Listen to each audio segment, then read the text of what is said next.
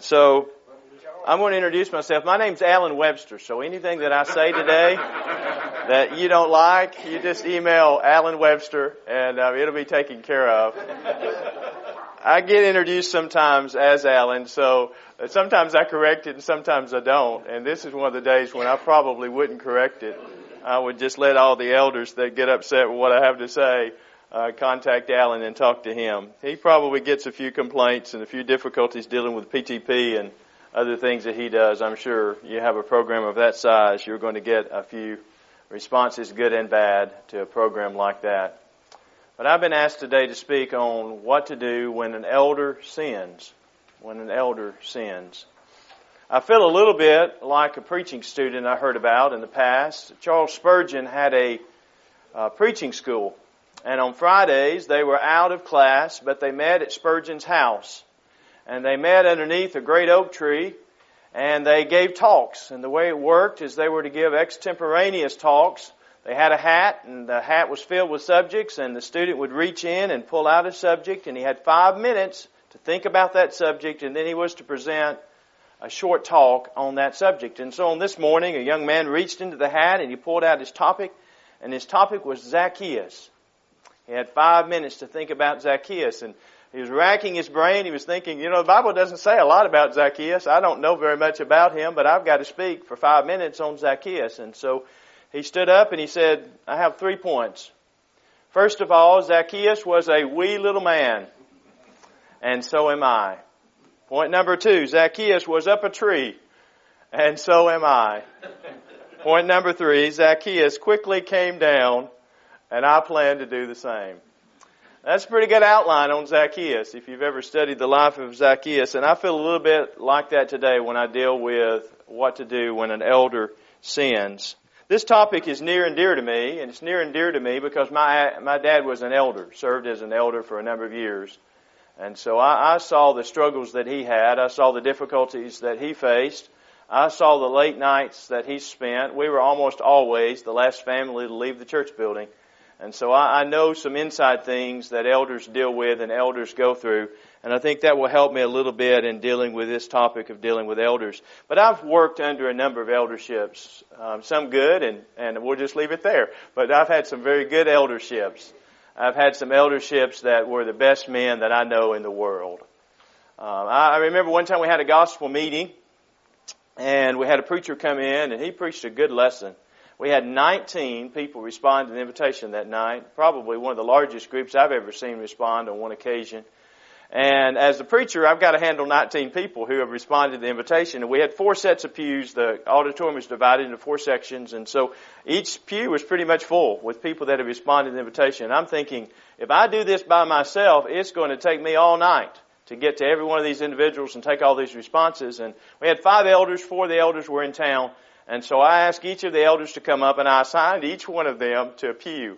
Said, that's your pew, that's your pew, that's your pew, that's your pew. And so they sat down and took the responses of those that had responded on that night. And then they got up and read what was said, and we had several baptisms as well as restorations. Well, Sunday, after the meeting was over, Sunday morning rolled around the next week, and 2 of the elders responded. They responded to the invitation, and they said, the other night when we had 19 people respond to the invitation, there were some people in our pew that we didn't know. We couldn't remember their names. And as elders, that's our job. We're supposed to know the sheep, and we didn't know them as well as we ought to know them. Now, I can sympathize with them. Because if you've ever been a preacher and you've ever seen somebody walking down the aisle, you're thinking, okay, what's their name? What's their name? Because the worst thing to do is to sit down and say, can you tell me your name? Because it just seems like you don't care about them. And that's not true. It seems like you just don't love them or think about them, but your mind will go blank at times. And you're struggling to get that name. And sometimes I know who their son or their daughter is or who their husband or wife is. I know some relationship to them, but I don't necessarily can't call their name just in that moment. And the more you try to recall it in that moment, the further it'll get from you. It'll go running the opposite direction. And we struggle that. And so these elders felt that. Those were good men. I known of another congregation. Preacher got up and preached on church discipline. I mean, hammered it. I really got after it. As Brother Winkler used to say, he shelled the corn and he showed the cob. And when you preach like that, it demands a response. And these elders were good elders, and they responded. And they responded to the invitation that morning. And they came forward and they said, what he said we're supposed to be doing, we haven't been doing. And we're wrong for not having done it, and we're going to do better. Those are good men. Those are elders that are listening to the preaching. Those are elders that have good and honest hearts. And I think most elders fall in that category. I really do. And I want to give everyone the benefit of the doubt and look at elders in that way. But let's face it, elders do sin. Elders are human. They're human. And just like in every profession we could talk about in the world, there are people who know better but don't do better. There are police officers who cross the line sometimes. They know better. They know the law. They every day they deal with people breaking the law. They know that, but sometimes in a moment, they make a mistake. They do the wrong thing. Do doctors ever cross the line? Sure they do. Sometimes they do. They know medicine. They know how medicine is to be handled. They know how it's operated. But due to the stress and due to other things, they make poor decisions sometimes. They make mistakes. That's true of every occupation you might talk about. Do preachers ever sin? Sure they do. Preachers ever make mistakes? They study the Bible every day. Every day they're pouring into lessons. They're presenting lessons. Every day they're dealing with people and the problems that they have in their lives and what those problems are causing for them. And yet preachers still sin. Because preachers are human and elders are human, so elders sin. So let's get that out of the way first of all. Do elders struggle? Oh, sure. Elders struggle. They're just human beings. And they have their struggles. They have their weaknesses. Now, we expect more of elders, and certainly we ought to. There are qualifications they have to meet to serve in that capacity. But elders still have room to grow. They're mature men. They're men that meet certain qualifications. But there's still room for improvement. There's still room for growth in all of those areas, and we have to understand that. When we talk about the qualifications of the elders, sometimes I point out that we can divide all of those qualifications, 1 Timothy 3, Titus 1, into three categories: his heart, his home, and his habits. If you look at those three categories, every one of those qualifications falls in one of those categories: his heart, conditions of his heart and his mind, and the way he's supposed to be; his home, both dealing with his wife and dealing with his kids; and then his habits. Good habits he's supposed to have, bad habits he's not supposed to have. And in these areas of his life, there is room for growth, there's room for improvement, and sometimes there's areas where he will fall short. Because he, as a man, he's a mature man, but he's still a man, and men still struggle with things. He's not soon angry, but he can get angry. He is a husband of one wife, and certainly he's an example of marriage and what marriage ought to be, but are there days when he gets frustrated? Are there days when he's short-tempered? I think if he's honest, he'd say, yes, there are days when I didn't handle that right, or I didn't approach that the right way. Elders are just men. Even great men sin. Think about Moses. Moses is described as the meekest man in all the earth. Numbers 23 and verse 1. And yet this meek man, on one occasion, said, "You rebels," and he struck the rock instead of speaking to it. Now, he's the meekest man in all the earth, so if the meekest man in all the earth could lose his temper, I'm pretty sure that could be a problem for any one of us. What about David? He's the man after God's own heart, but what did David do in his heart? He lusted after a woman from his rooftop. What about Solomon? Solomon's the wisest man that ever lived, but you know what Solomon did? He made some foolish decisions in spite of the wisdom that God gave to him. What about Peter? Peter was the rock. That's the way Jesus described him. You're going to be called Cephas. You're going to be a rock. And yet that rock faltered on more than one occasion. So these are great men, and yet they're men that had to deal with sin. In large measure, we deal with an elder who sins in the same way that we would deal with anybody else who sins. You know, we don't throw out the rules because we're dealing with an elder. We don't suddenly become harsher. We don't suddenly become meaner. We don't suddenly become less patient because we're dealing with an elder. They're deserving. In fact, if anything, we go slower. If anything, we show more respect, more honor, and we move in a slower pace, and we'll see that as we move through the lesson. We don't throw compassion out when we're dealing with an elder. I think one of the things that we have done, whether we meant to do it or not, is we have made it very hard for the preacher to ever respond. We've made it very hard for the elders to ever respond. We just made it difficult for them to do that. It should not be difficult for them to do that. It should be something that they feel very comfortable knowing the flock, knowing the members of the congregation, that if I respond, I know how they're going to react. I know how they're going to respond to my coming forward and saying, I'm not perfect. I've got room for growth. I've got things that I'm working on in my life. But I think many elders, many preachers would be afraid to respond in that way, how they would be received or how they would be treated. To admit any weakness at all is a problem in these areas.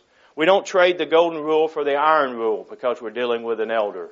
You know, we still treat them the way we would want to be treated. We don't throw that rule out. We don't suddenly say, well, we use that rule when we're dealing with a member, but when we're dealing with a leader, when we're dealing with an elder, we don't use that rule. No, we still use that rule. That rule still applies. An elder is deserving of the golden rule, being treated the way we would want to be treated, in the same way that anybody else would be. We don't throw out the instructions that God has given with how to deal with personal faults and personal problems. Matthew 18:15 through 17. That applies to an elder as well. Now you say, well, what if it's a public sin? Well, obviously you can deal with it publicly, and you should deal with it publicly if it's a public sin. But does that mean that you can't go to him in private? Does it mean that you can't go and say, brother, I want to sit down and talk to you about something? Brother, there's something that's bothering me, something's troubling me.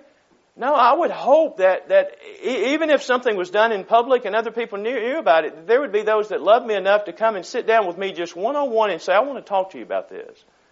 And I want to see what we can do about this. Do you have to do it that way? No, I'm not saying you have to do it that way. But I'm saying that's the way I would want somebody to deal with me.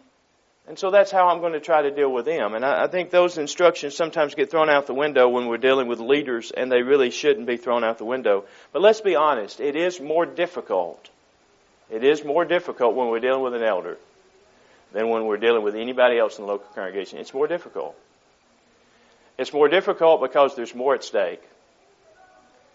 It's more difficult because there's potentially a lot more fallout that can take place from this than from anything else maybe that we're going to deal with. You think about Galatians chapter 2, and we're going to spend some time in Galatians chapter 2, so I'm just going to refer to it. You're welcome to turn there and look at what I'm talking about. I'm sure you know well. But it's where Peter sinned, where Peter withdrew from some of the Gentile Christians and wouldn't eat with them because of the pressure of the Jewish brethren that were there. And that was a struggle for Peter. Now, Peter's an elder, 1 Peter 5:1. Peter's an apostle also. We have high expectations for Peter. Peter had high expectations for himself. And yet Peter's struggling in Galatians chapter 2. He's really struggling. In fact, he goes beyond struggling. He sins. And there in that context, Peter gets carried away with this problem that goes back for years in Peter's life. Peter has seen the vision that's revealed to him, all clean and unclean, fit to eat. He's seen that. Don't call common what God's cleansed. He's seen that. But he's also been to the Jerusalem conference. This matter's been settled. This matter's been decided. Peter, why are you still struggling with it? Because that's the way Peter was raised. That was still Peter's mindset. Even though Peter had struggled against it for years, it was easy for Peter to lapse back into that old way of thinking. Is that easy for you? Is it easy for me? Is it hard to break habits? Is it hard to break prejudices? Absolutely it is. It was hard for Peter. But here's the fallout. Here's the fallout from that. Who was also carried away with a dissimulation? Barnabas, of all people. Barnabas, the great encourager, became a discourager. The great encourager got discouraged by what Peter did. When an elder falls, he seldom falls alone. You need to know that. You need to know that when an elder sins, there's likely going to be more fallout from that. That's why we have to be so careful in how we handle it, because we're not only concerned about him and his soul, we're concerned about all the other souls that are going to be affected by this. You remember Jesus told the parable of the tares, and you remember the issue with the tares is, do the tares need to be pulled up? Absolutely they do. But what happens when you pull up the tares? You pull up the wheat too. That's what you're dealing with. There gets to be a point to where it's very hard to get the tare out without pulling up some wheat. And it's very hard to deal with an elder who sins without also pulling up some people who are weak and some people that are going to be affected by that, and some people who are not a part of the sin but are very close to this individual. And they'll be tempted to go with them even if they are in the wrong. And that happened to Barnabas. Let's look at 1 Timothy chapter 5. We're going to spend some time in this context, because this is not just a question that we're considering, what if, and we're struggling to find biblical instruction concerning it because 1 Timothy chapter 5, it's addressed, it's dealt with. And so we don't have to wonder what would God have us to do in this situation. We simply look at the context and God has told us what to do. And this 1 Timothy was written to, of course, a young man. It was written to Timothy, a young preacher. I always like to try to put myself in somebody's shoes. And I've been in these shoes. I've been in shoes when I got out of preaching school where I was in a congregation that didn't have elders. And here I am struggling just to know how to preach, and so much responsibility falls on me. I'm trying not to be the pastor because I'm not. But at the same time, a lot of responsibility comes my way and a lot of decisions have to be made.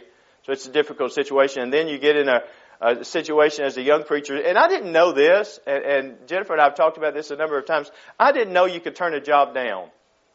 I didn't know that. That seems silly. It seems silly. Because if somebody ever said, would you come work with us? Sure. You know, I didn't look at another congregation. They're willing to take us on. They're willing to give us an opportunity. And so I just took every job that was offered. I look back now and I think, wow, that wasn't very smart. I learned a lot. I grew a lot. I struggled a lot because of that. Didn't stay some places very long because of that. But you don't have to take every job that's offered to you. And some of the jobs I took, there's a reason why they were offered to me. They were offered to me because they were open about every 2 years. Because that's the situation you were dealing with. That's about how long a man would go in there and stay, whoever the man was. And so there, you get in some situations like that, and Timothy was in that situation. So put yourself in Timothy's shoes. Timothy's evidently dealing with a problem in the eldership. He's a young man. He's a young preacher. He's had Paul with him, but Paul's not with him. Timothy's here, and Timothy's having to deal with this matter, a very difficult matter, and so Paul writes these instructions to him, and he's encouraging Timothy what to do. Verse 17, let the elders who rule well be counted worthy of double honor, especially those who labor in word and doctrine. For the Scripture says, you shall not muzzle the ox while it treads out the grain, and the laborer is worthy of his wages. Do not receive an accusation against an elder except from 2 or 3 witnesses.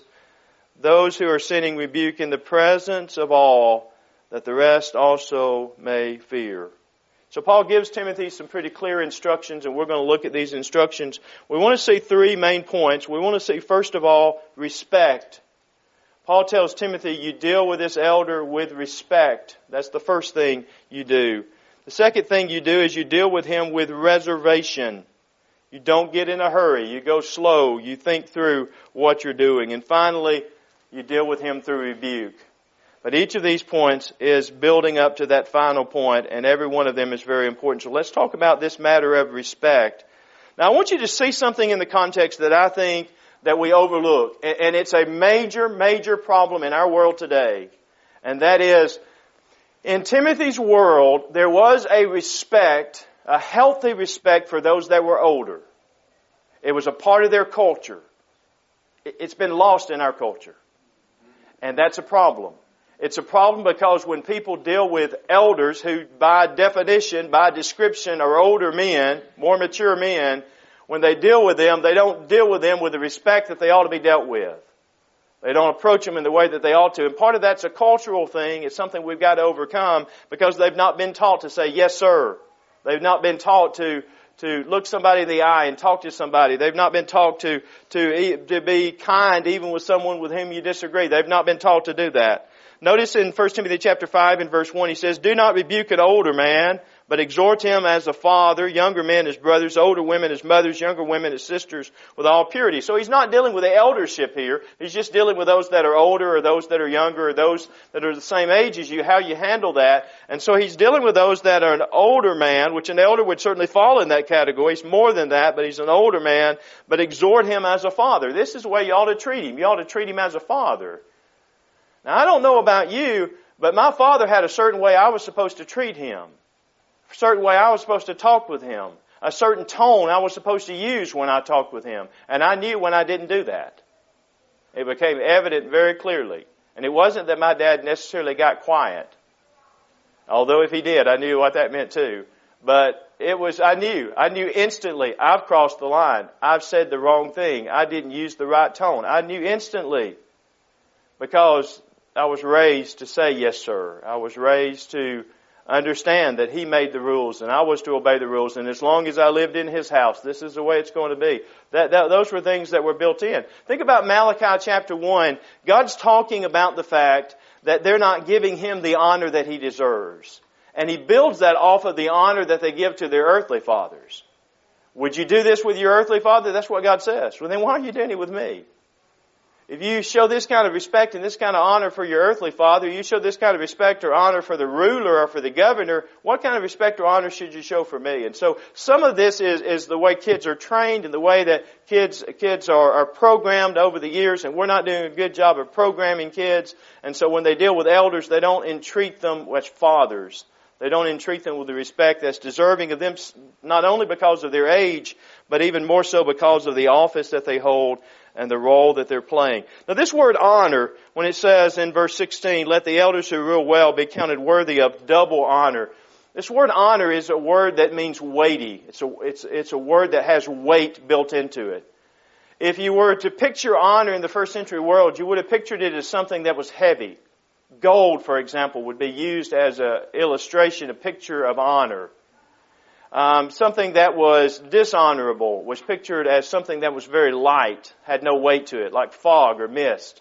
And so when we say that elders are worthy of double honor, we're saying they're worthy of double weight. You put a double weight on them. You put a double weight on what they say. You put a double weight on the way that you approach them. You put a double weight on the way you talk to them. You put a double weight in the way you treat them. They're worthy of double honor. Now, double honor, I think most of us understand, is they're not only worthy of praise and respect, but they're worthy of pay. The elders in the first century, some of them would have received pay for the work that they did. And based on our culture and based on financial situations in our country, that's not very common today. But it would not be unscriptural to do that. But even if we go beyond this matter of pay, they're worthy of giving a double respect toward these men.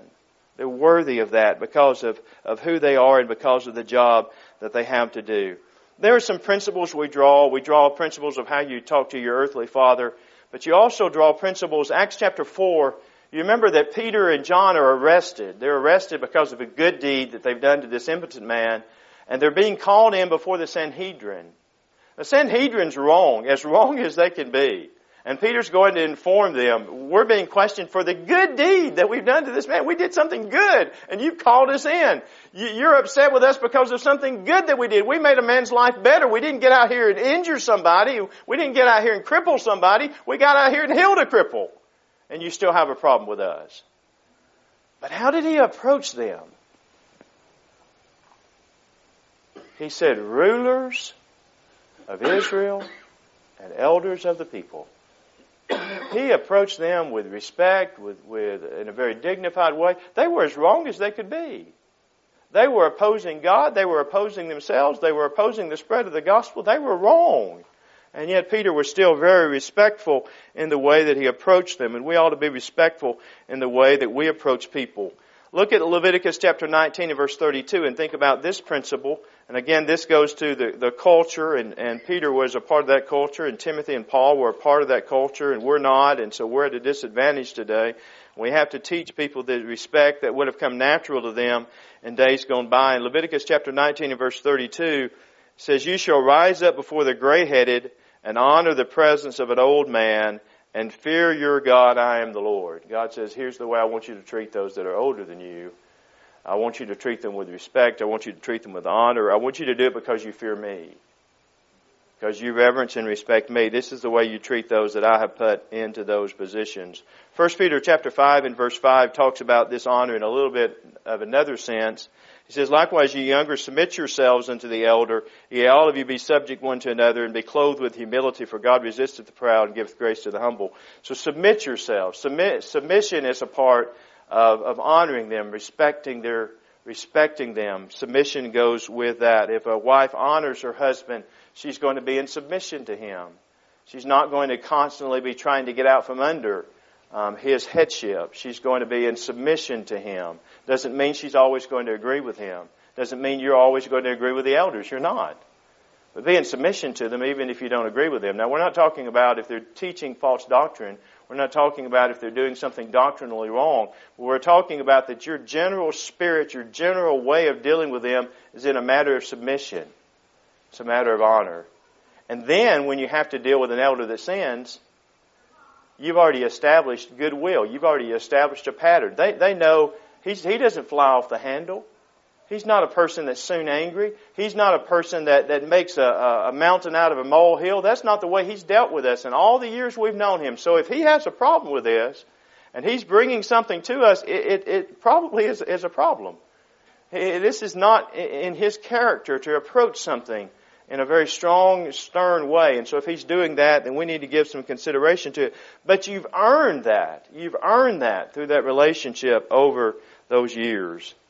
Hebrews chapter 13 and verse 17 certainly deals with the respect that is due to an elder, and it is not only because of age. This passage is dealing with office.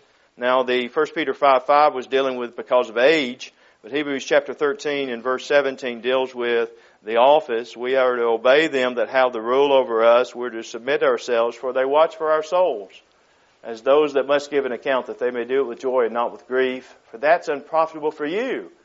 So they're going to have to answer for us. They have a serious responsibility, and so we obey them and we submit to them as a result of that. But let's talk about reservation. Go back to 1 Timothy chapter 5. Let's talk about the next point and how to deal with this. The first one is respect. We approach them with respect. We approach them the way that we would approach our father, the way that we would talk to our father, the way that we would talk to one that's older than us. That's what we do. So that's the respect. And you approach somebody in that way, and you're likely to get a better response than if you approach in a different way. If I approach my dad in a way to where I'm very respectfully discussing something, very respectfully asking about something, that's different than when I come with an accusing tone. And it's different when I come with a frustrated tone. It's different when I come thinking I'm right and you're wrong. That's different when you come that way. And so when we come that way, it's the principle of the Old Testament where he that hath friends must do what? Show yourself friendly. You show yourself friendly, you're probably not going to have trouble making friends. But if you don't show yourself friendly, friends are going to be few and far between. And so when we want respect, we show respect. That's the way that works. But let's think about reservation. Now, Paul's going to tell Timothy, this is a matter that's worthy of a lot of caution. He says, for the Scripture says, you shall not muzzle an ox while it treads out the grain, and the labor is worthy of your hire. That's the office. But then he says, do not receive an accusation against an elder except from 2 or 3 witnesses. He said, you be careful with even receiving an accusation. You be careful with receiving information about an elder. That's a very dangerous position to be in. Have you ever been on the road and you see a blinking yellow light? What does that mean? Caution. What about if it's a blinking red light? Stop, look every direction, and then go, right? Which one is this? This is a blinking red light at an intersection with 6 lanes in every direction. That's what we're talking about here. When you're talking about an elder sinning, that's the kind of situation you're dealing with. Timothy's a young preacher, and Timothy's got to deal with this situation. And he's at a 4-way stop, but there's more lanes than 4. And this light is blinking red, and Timothy's got to proceed with great caution. And so that's what Paul's telling him to do. He says, do not receive an accusation against an elder except from 2 or 3 witnesses. Why do you think 2 or 3 witnesses need to be involved? Establish the truth. And we're going to see that from some of these Old Testament passages where that's exactly. Look at Deuteronomy chapter 19 and verse 15. You see, this principle of 2 or 3 witnesses is as old as time. It's not a new thing. Paul's not coming up with a new thing and saying, Timothy, you know what? I think it'd probably be good for you to have 2 or 3 witnesses. No, they've been doing that for thousands of years. He's saying, Timothy, this is tried, this is tested, this has been proven over time to be the way to deal with this. So Deuteronomy chapter 19 and verse 15, look at what he says about these mouths of 2 or 3 witnesses. And these are in serious cases, and the reason why they're serious cases is because the punishment is serious. 1 witness shall not rise against a man concerning any iniquity or any sin that he commits by the mouth of 2 or 3 witnesses. The matter shall be what? Established. You establish it. You don't proceed on the basis of the accusation of just mere subjection. You establish it. It needs to be well established. Why? Because one witness might have a bone to pick. They might have a problem with somebody. You know, even men like Moses, who was a leader, you remember what Korah, Dathan, and Abiram said about Moses? Moses, you take too much on yourself. Moses, you've made yourself a leader. Moses, there are other men just as holy as you are. Moses said, okay, get your censers. Tomorrow morning, right out here, we'll let God decide it. And God did decide it. God opened up the earth, did something that never happened before or after, and swallowed these men. 5 minutes. Swallowed these men. Why? Because they were making an accusation against Moses that wasn't true. People make accusations against elders all the time that aren't true. They make accusations against preachers all the time that aren't true. That needs to be established. It needs to be established in the mouth of 2 or 3 witnesses. It doesn't need to be one person who has a problem. But one person, too, might make a judgment and it'd be the wrong judgment. They might... Have you ever been in your house all alone at night and heard a noise and think, oh no, right? You heard a noise, you assume it's one thing, but then you find out it's something else, right? You made an assumption. You thought you heard something, you thought you saw something, but you realized, no, that's not what I thought it was. I scared myself to death one night. I'm carrying sometimes, I don't get the garbage out when I was supposed to get the garbage out. So it's after midnight sometime, and I'm rolling the can down our long driveway, get all the way to the end. There's a little bitty white dog, probably an ankle biter is what I call it. One of those little dogs. He came up out of the ditch, and I didn't know he was anywhere around. And in the daytime, I would have just kicked him to the side, right? But he could have been 10 feet tall that night. Because I wasn't expecting anything. It's about 2 o'clock in the morning and misty and everything, and I'm scared to death. And I don't know what's about to get me. Something's about to get me, though. Well, we make assumptions sometimes based on the circumstances of the situation, and we don't always judge fairly or we don't always judge correctly. So we need to establish this. This is a New Testament principle as well. 2 Corinthians chapter 13 and verse 1. Paul says, "This is the third time I'm coming to you. In the mouth of 2 or 3 witnesses shall every word be established." It's a New Testament principle also. But I want to give you a couple of examples of this. 1 Samuel 24 and verse 6, David dealing with Saul. Saul was in the wrong, but Saul was king. Saul was God's anointed. And how did David react to Saul? Respect. He would not lift up his hands against Saul, even though he had many opportunities. And Saul was lifting up his hand against David. He was doing everything he could to kill David, but David would not respond in kind. And David tells us why, because he's the Lord's anointed. And the ones that rises up against God's anointed, David says, shall he be counted guiltless? 1 Samuel 26 and verse 9. David did not want to put himself in that situation. Think about the principle in Jude, verse 9. Yet Michael the archangel, when contending with the devil, he disputed about the body of Moses, durst not bring against him a railing accusation, but said, the Lord rebuke thee. Another principle. Here's Michael the archangel. Here's an archangel that says, I'm going to be careful how I deal with you. Because I recognize who you are and I recognize the position. I'm going to be very careful. I'm going to let the Lord deal with this. I'm going to let the Lord rebuke you. Now that's an archangel being careful how he deals with something. Here's David, who is clearly in the right, but he's careful how he deals with Saul. We need to be careful how we deal with this. Don't get in a hurry when you're dealing with a matter like when an elder sins. But there is a time for rebuke. 2 Timothy 3:16 and 17 says that we are to reprove, rebuke, exhort with all long-suffering and doctrine. And when we think about, that's 2 Timothy 4:2, but 2 Timothy 3:16 and 17 says, all Scripture is given by the inspiration of God is profitable for doctrine, for reproof, for correction, for instruction in righteousness, the man of God may be perfect, thoroughly furnished unto every good work. And we have some principles there where what we have laid out there, these 4 words that he used for doctrine and for reproof. Doctrine is what is right. Reproof is what is not right. Then correction is how to get right. And then instruction in righteousness is how to stay right. Now that's what we're dealing with here. We're dealing with an elder. He's supposed to know what's right, but sometimes we have to tell him what is not right. We have to rebuke him. We have to point out what's not right. We have to point out how to get right and then how to stay right. Because we're dealing with an elder the same way we would deal with anyone. We're dealing with him in love. Revelation 3 and verse 9, as many as I love, I rebuke and chasten. We're dealing with him hoping that he repents, hoping that forgiveness is the end result of this. Luke chapter 17 and verse 3, we rebuke him, and if he repent, we forgive him. That needs to be the way that we treat him. Now, Peter was an elder, so we have an example of where an elder was rebuked. That's Galatians chapter 2, and we want to get there very quickly because we don't have much time to deal with it. But Galatians chapter 2, Paul is going to deal with Peter because Peter is guilty of sin.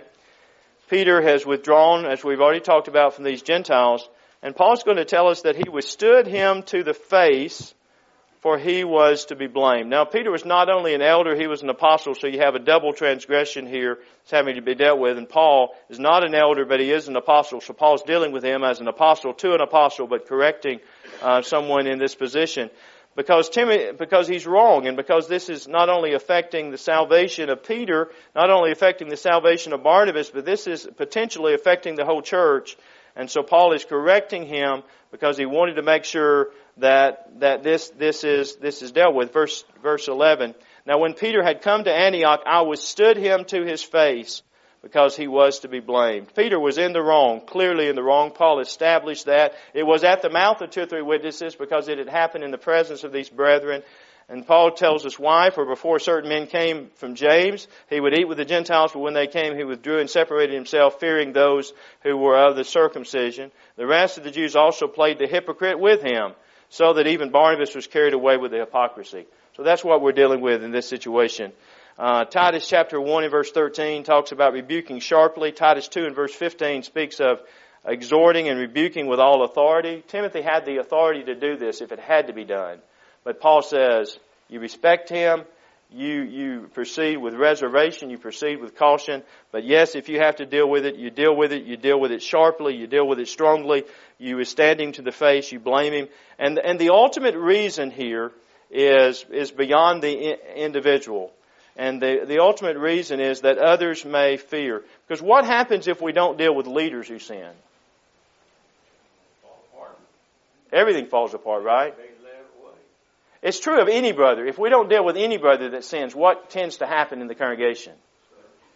Sin spreads. That's the nature of it. That's the Achan, right? You got to deal with the problem. If you don't deal with the problem, it has an effect upon the whole congregation of Israel.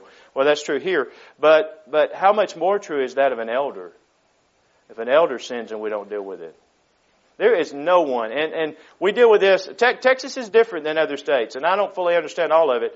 But when a police officer does the wrong thing, it's a bigger deal, isn't it? Here's a person who's supposed to protect us. Here's a person that's supposed to uphold the law, and they're not. And so there are law enforcement officers that are in place to deal with other law enforcement officers who don't do the right thing. Because it is a serious, serious problem. Because if a police officer is not going to follow the laws, then what do people in society begin to think? I'm going to do what I want to do. It doesn't seem to mean anything to them. It doesn't seem to have any effect upon how they live their lives or what they do. And so if it doesn't mean anything to them, why should it mean anything to me? No stream rises above its source. Congregations are going to follow their leadership for good or for bad. And if leaders lead them in the direction of righteousness, that's the way the congregation more times than not will go. But if they're unrighteous, then that's the way the congregation is going to be bent, be turned, to be directed as well. And so we have to deal with this, and Paul gives us some instructions of how to do that. Thank you for your attention. He leadeth me, O blessed thought, O words with them the comfort fraught. Whate'er I do, where I be, still 'tis God's hand that leadeth me. He leadeth me by his own hand, he leadeth me. His faithful follower I would be, for by his hand he leadeth me. Sometimes mid scenes of deepest gloom, sometimes where Eden's bowers bloom, by waters still or troubled sea, still 'tis his hand that leadeth me. He leadeth me by his own hand, he leadeth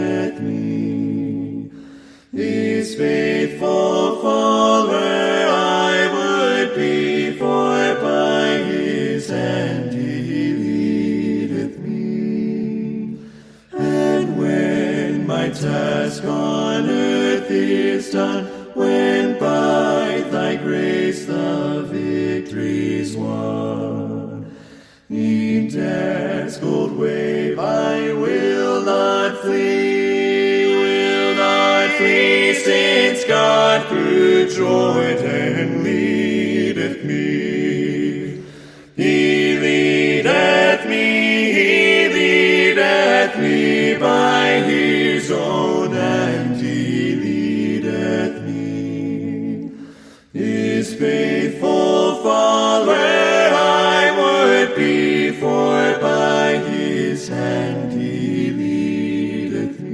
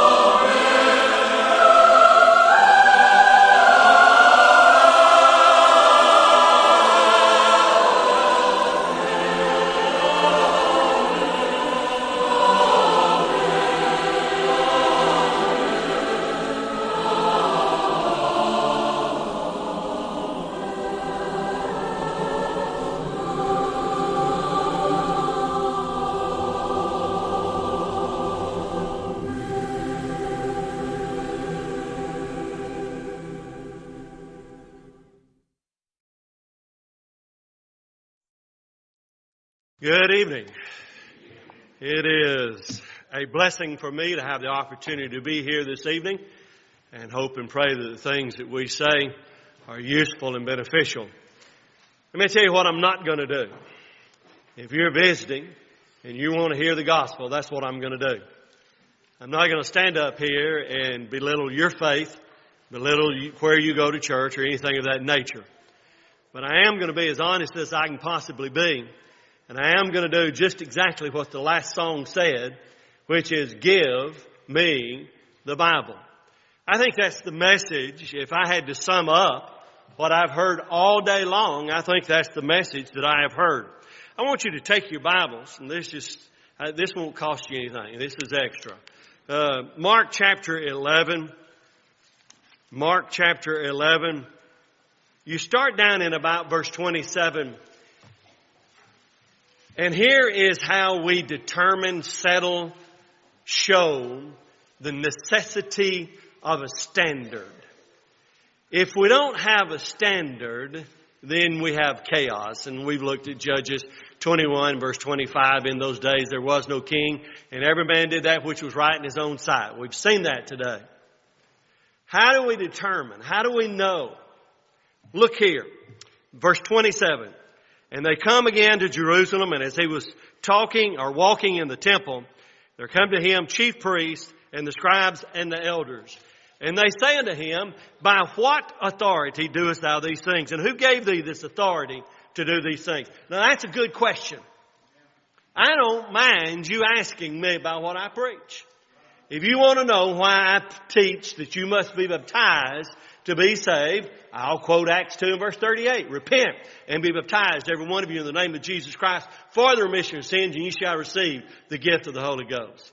If you want to know why I teach that you're not saved by faith alone, I'll show you in James chapter 2 the only time that faith and only are put together, and it's in a negative sense, not by faith only. So I have no problem with someone coming to me and saying, why does the Church of Christ not use pianos? Well, it's real simple. Look at Colossians 3:16, Ephesians 5 verse 19. Speaking to yourselves in psalms and hymns and spiritual songs, singing. I know I'm speaking a foreign language from Alabama, but that is S-I-N-G, I-N-G, singing. It doesn't say sing and play. It doesn't say have a quartet sing for you. It doesn't say allow a chorus to get up and perform. It doesn't say have a drama, a play, or anything of that nature. Why do you teach what you teach? Because I find in the Bible, God is going to hold me accountable. James chapter 3, there'll be not many masters or teachers, for they shall receive the greater condemnation. I hope every one of you young men, man, wouldn't it be a wonderful prayer? Wouldn't it be a wonderful blessing if all of these young men that have been attending this lectureship or seminar or whatever you want to call it, every one of them turned out to be faithful gospel preachers. What a great, great blessing that would be for the church. But boys, young men, let me warn you, God's going to hold you accountable for what you say. Speak the truth, Paul said, how? In love. Now there's a time to be bold. There's a time to be adamant. There's a time for us to be firm. There's a time for us to be loving. All of these things should go hand in hand. And the people with whom we deal, the people that we are teaching, should know and understand that what we're saying is genuine. And we have an authority for it, and that is God Almighty. Go back to Mark 11. By what authority doest thou these things? I love the way Christ answers a question with a question. And here's the way I like to, in doing personal Bible studies with individuals. And they'll ask me something. And I usually say, could we put that off to the next study? Not that I don't want to answer it. But you need a little more foundation before we get to that question. Let me tell you something. Don't destroy your opportunity to save a soul by just blurting something out before you ever think about the consequences of what it's going to be. And yes, it can be the truth. But was it delivered in love? He said, you've asked me a question, I'll ask you one. The baptism of John. Was it from heaven or from men? Write it down. Note it. Look at verse 30. Here's the only two authorities that exist. Only two authorities that could possibly exist in religion today is, number one, it comes from God Almighty. Preach the word. Be instant in season and out of season. Where did it come from? God. Upon the first day of the week, let every one of you lay by in store. Where did it come from? God. Sing. Where did it come from? God. Pray. 1 Thessalonians 5 verse 17. Pray without ceasing. Where did it come from? God. One church. Take your fingers, hold right there in Mark 11. Turn over to Ephesians chapter 4 and verse 4. One of you young people, one of you young men that's real good in mathematics, hold your hand up. Oh, come on, there he is. I was fixing to say, listen, let me brag about my grandsons for a little bit. I've got one that's a 10th grader that is now taller than I am. He came out into these Nike football camps, I think, and I may be telling this all wrong. Seems like he was out here in Houston and maybe in Dallas this spring before all this broke loose, and appeared on the charts, the Nike charts, as the number one QB. That ain't bad. That ain't bad. Just a 9th grader. But he's also going to be valedictorian of his class. So he can add. You can add, can't you? Yeah, thank you. Thank you. Good. All right. You don't need but 2 fingers. That's all. I'm telling you right now. It's 2. 1 or 2. Verse 4. There is one body. Would you show by holding up your finger how many 1 represents? Look at there. Do you know how Brother Hearn defined 1 to us ignorant Bible students that he had at MSOP? He said 1 is 1 more than 0 and 1 less than 2. That's 1. And that's it. It. In Matthew chapter 16, beginning in verse 13, when Christ came into the coast of Caesarea Philippi, and his disciples began to ask this question, or he asked his disciples, who do men say that I, the Son of Man, am? And they began to say, well, Jeremiah, John the Baptist, Elias, one of the prophets. But who do you say? Here's Peter. Impetuous as he is, you have to love him for his genuineness, his sincerity. Thou art the Christ, the Son of the living God. Blessed art thou, Simon Bar-Jonah, for flesh and blood hath not revealed it unto thee. 2 choices, remember. It either came from heaven or it came from man. Flesh and blood represents what? Man. You didn't get that from man. Where'd you get it? He got it from the Father. And he said, Peter, I'm going to give you some keys and you can open the doors to the kingdom in Acts chapter 2. Peter standing up in verse 14 and I'm getting to Acts 2. Y'all wait now. I'll get there. It just takes me a little while sometimes. But in Acts chapter 2, down in verses 22 and 23 and 24, we're going to look at the passages that we need to be looking at tonight about this determinate counsel and foreknowledge of God that ye have taken and by wicked hands have crucified and have slain. Now I'm going to show you in just a minute how there cannot be but 2 choices in regards to that. One comes from God and one comes from man, and it goes right back to what we've been talking about all day long. There has to be a standard. If you don't have a standard, you don't have anything to stand on. If you don't have a standard, tell me how you can have confidence. I'd like to call some names of wonderful, wonderful, wonderful people I've known in my preaching lifetime. I was 23 years old when I began full-time work in Aubrey, Arkansas.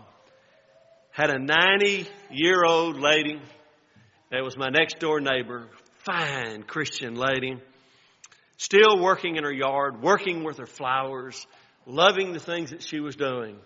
We stayed there 6 years, and our 5th year, she passed away.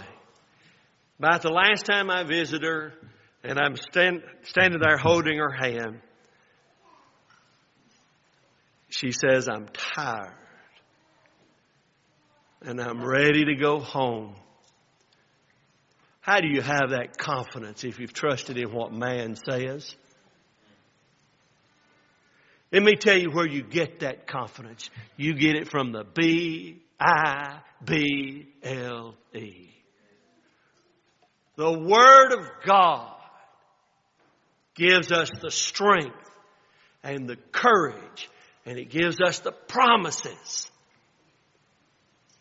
Is it worth being a Christian? Yes, sir, and yes, ma'am. It is worth being a Christian. Now let me show you how most religious people answer this question. The baptism of John, did it come from heaven or from men? Hey, Jason, come up here and let's talk about this. You know, if we say it's from heaven, we got a problem, man. They're going to want us to do it. But if we don't, then we're going to have a right on our hand because most all these people believe John's prophet now. We got a problem. What's the answer? We don't know.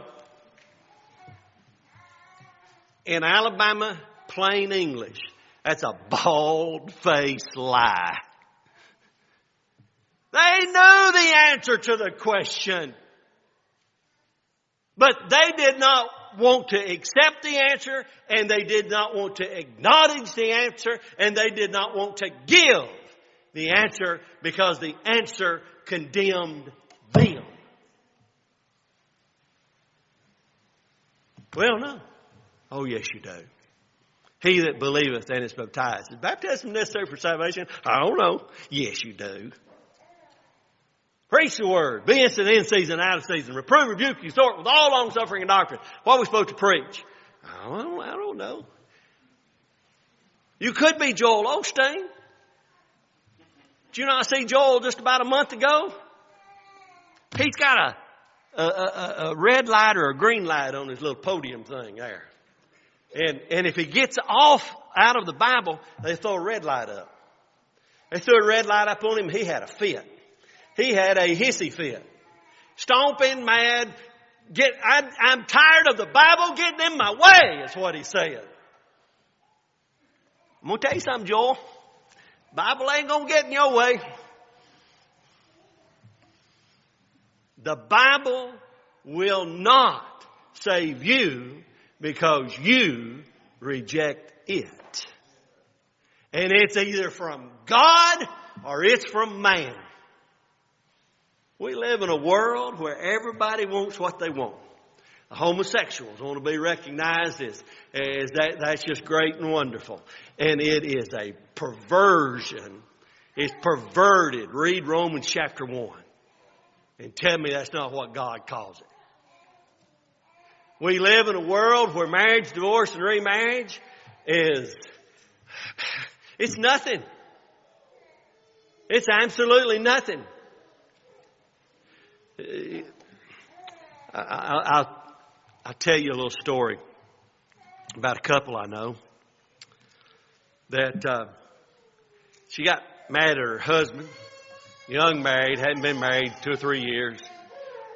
Things wasn't going to suit her, and so she got her feathers in a ruffle and back to mom and daddy she went, and she's stomping around and carrying on. And I love this man. He's over there reading this newspaper, not paying a bit of attention to his daughter.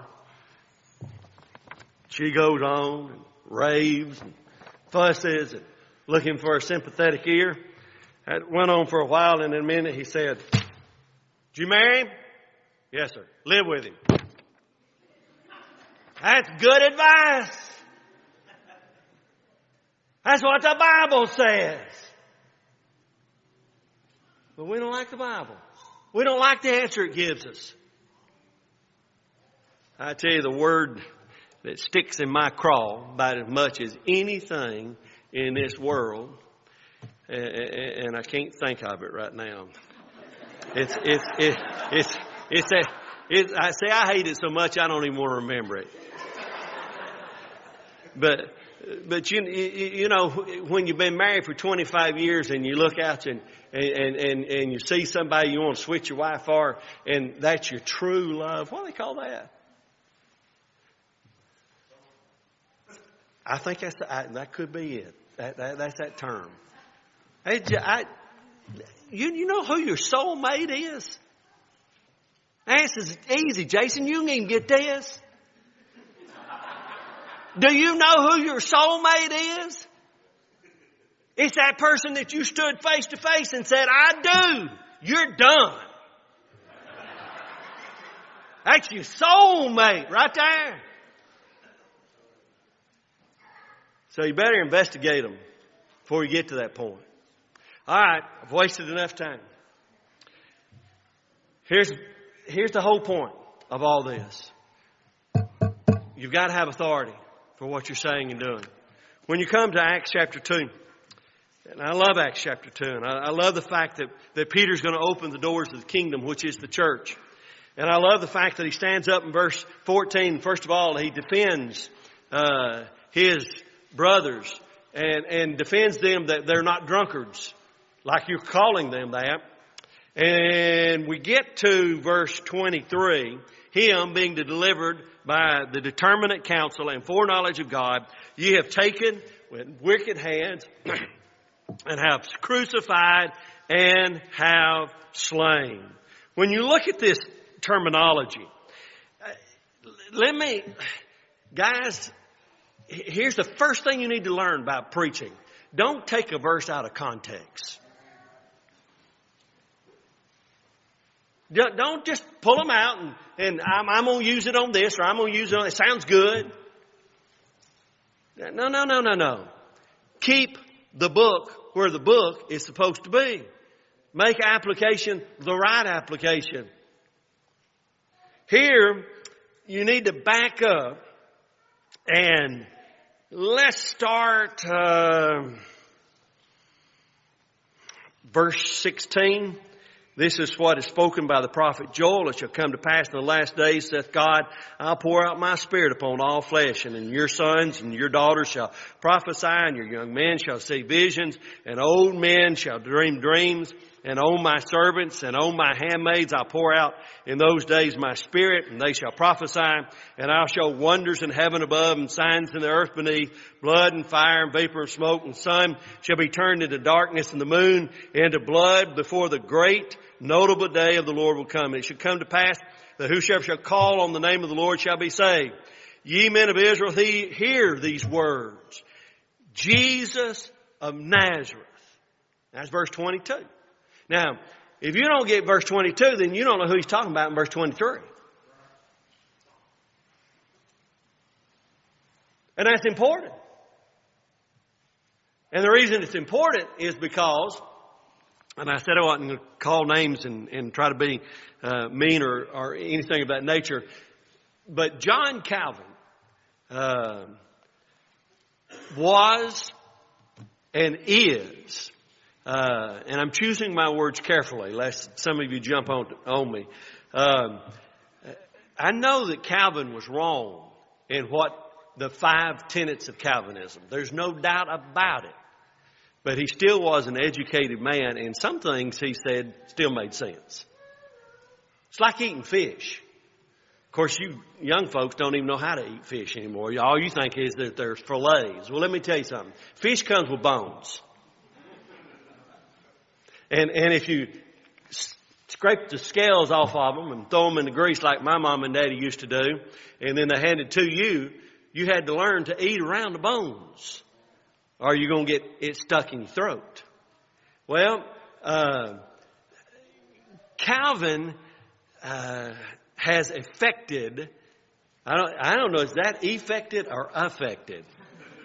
He has hindered religion tremendously, because about every denomination that you know of, you can name, you can point to anywhere around here or in the world, if you're not careful, has some of these false tenets.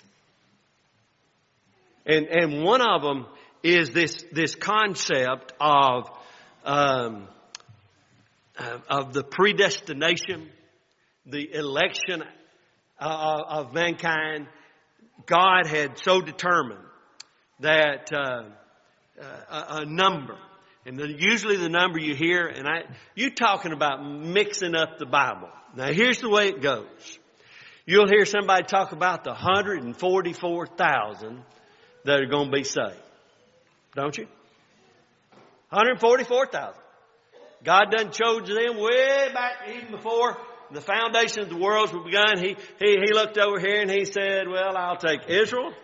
Nobody else on that side. No, nobody on that side whatsoever. He's the only one. Is that what verse 23 says? Now go back, verse 22. You men of Israel, hear these words. Jesus of Nazareth, a man approved of God among you by miracles and wonders and signs, which God did by him in the midst of you, as you yourselves know. Him being delivered. Who being delivered? Him. Who's the him? Pronoun goes back to who? Jesus. Him being delivered by the determinate counsel and foreknowledge of God, ye have taken and by wicked hands have crucified and slain. Here's what Calvinism teaches. Calvinism says it is an unconditional, arbitrary election. God from all eternity did by the most wise and holy counsel of His own will freely and unchangeably ordain whatsoever comes to pass.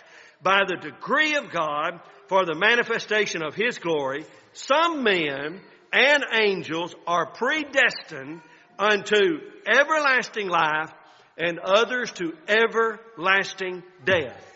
That is a quote from the Westminster Confession of Faith, 1647. So it's been around for a while. We've been fighting this for close to 500 years, those who hold to the truth. But here's what they say.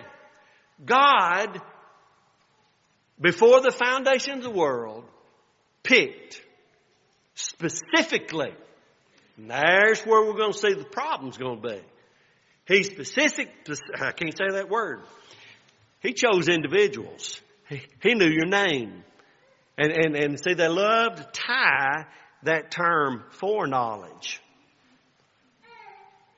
Predestination, foreknowledge, and the term election go hand in hand when it comes to Calvinism. And if you're going to look at Calvinism and you're going to try to investigate these things, then you have to understand these things. So first of all, I'm going to give you 3 points. That's all I'm going to give you tonight, and then I'm going to hush. First of all, let's go with the definition of terms. That seems to be the theme of today. What about this concept of determinate counsel? Determinate counsel.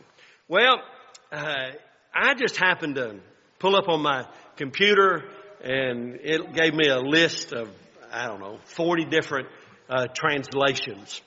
Here's what many of them say. New International Version. This man was handed over to you by God's deliberate plan. New Living Translation. But God knew what would happen, and His prearranged plan was carried out when Jesus was betrayed. English Standard.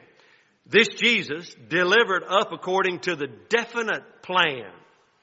The Berean Study Bible. He was delivered up by God's set plan.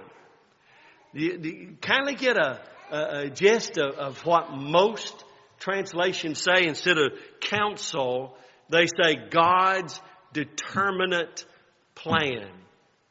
And this is God's plan. I know some of you are familiar with the name Franklin Camp. But Brother Camp preached in our area and ended his career preaching there at Adamsville. He did a study that is entitled Salvation or Redemption Through the Bible. And if you want to know what the theme of the Bible is, that's it. And he went through every book and showed what the major point that writer made in relationship to redemption. And if you take your Bibles and you start in Genesis chapter 3 and verse 15. I'll put enmity between thee and the woman, between thy seed and her seed. He shall bruise thy head, and thou shalt bruise his heel. Here's the first messianic prophecy. It comes on the heels of Adam and Eve's sin, and them rejecting God, and them being cast out of the Garden of Eden. But you know what? I love the way Brother Bobby Duncan used to put it in regard to the determinate counsel, prearranged. God wasn't surprised by this. He had a plan for mankind, which involved the sacrifice of His Son on the cross. Hebrews chapter 9. When you look at Hebrews chapter 9, look at verses 27 and 28.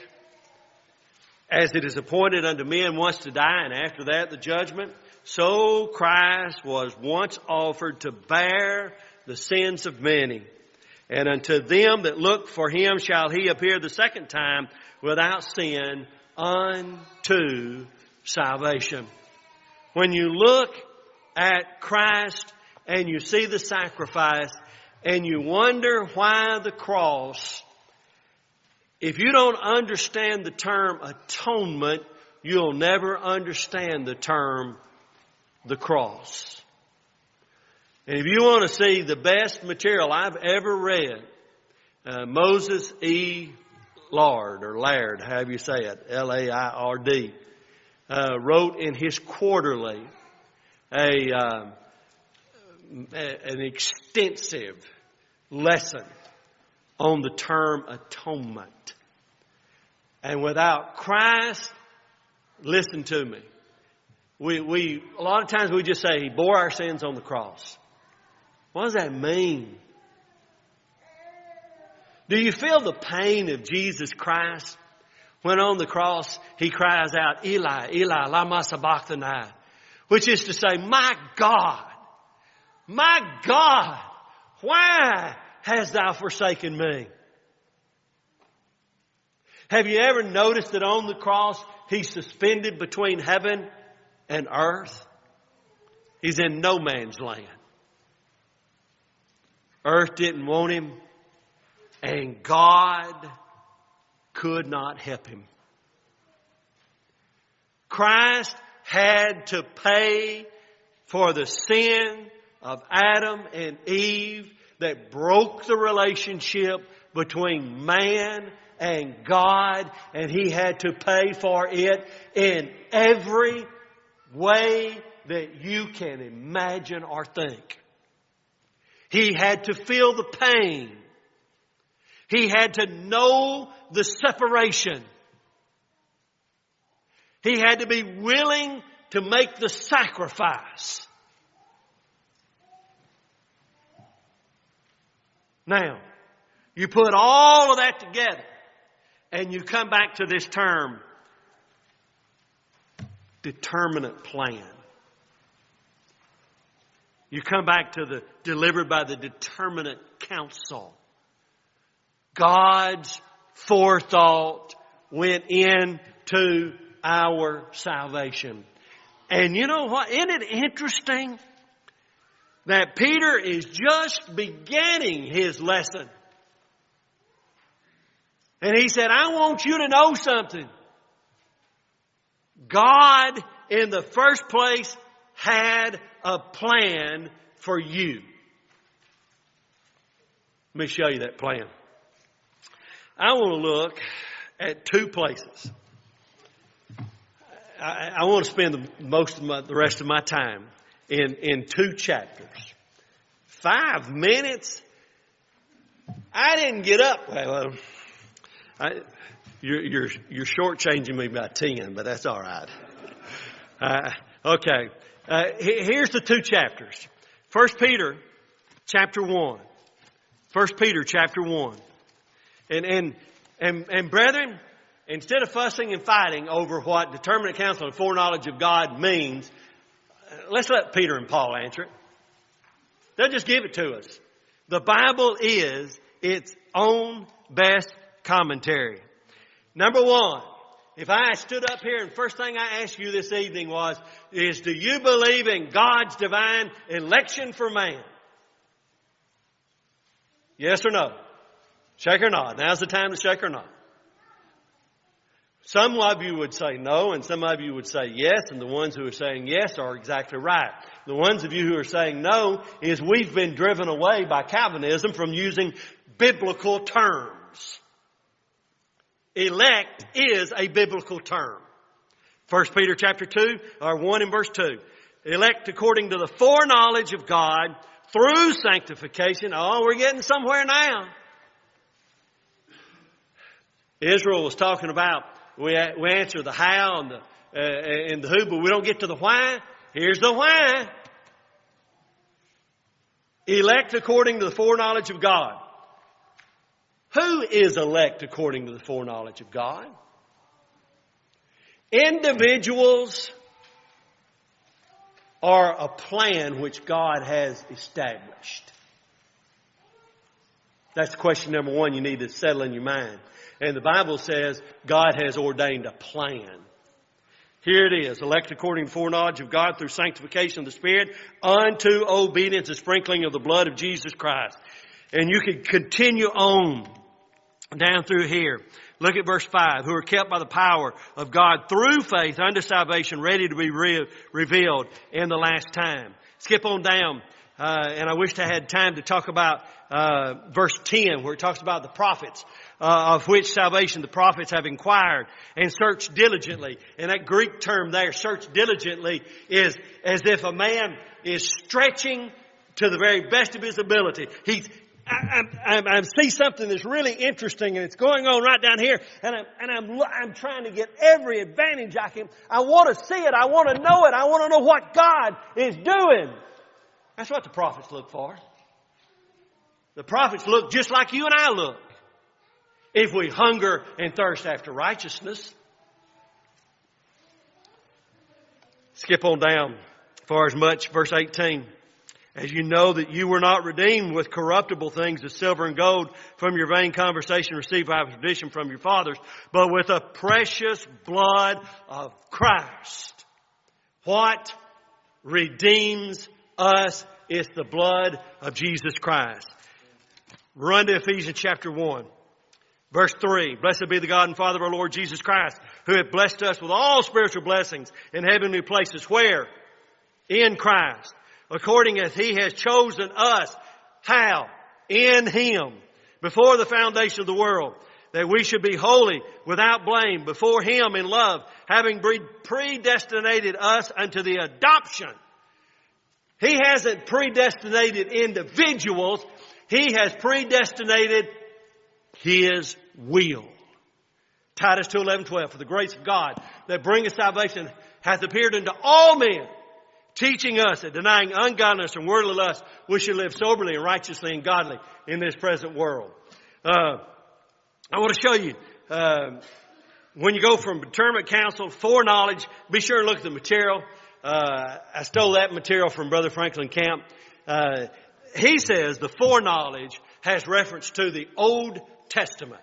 And if you will look, you will see where he draws several different illustrations, starting in, chapter 2, Acts chapter 2, and down in about verse 25, for David speaketh, verse 28, for it's made known unto me. How did he make known unto us these things? By the Old Testament. Verse 31, he's seeing this before, spake of the resurrection of Christ. How? Through the Old Testament. I agree with Brother Camp. I may not know everything in regards to foreknowledge, but in this context, I believe he's talking about the Old Testament information. So it's by God's determinate counsel, His plan, and His revealing of that plan through the Word of God that you and I can be saved. There's a lot of dangers in Calvinism. It contradicts the Scriptures.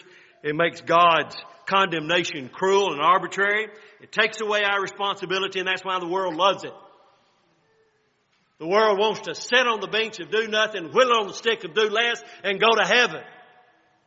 And that's not going to happen. You've got to be obedient to the Word of God. It makes the warnings ridiculous. It makes God a respecter of person. And most of all, it eliminates our free moral agency. Thank you for listening to me this evening.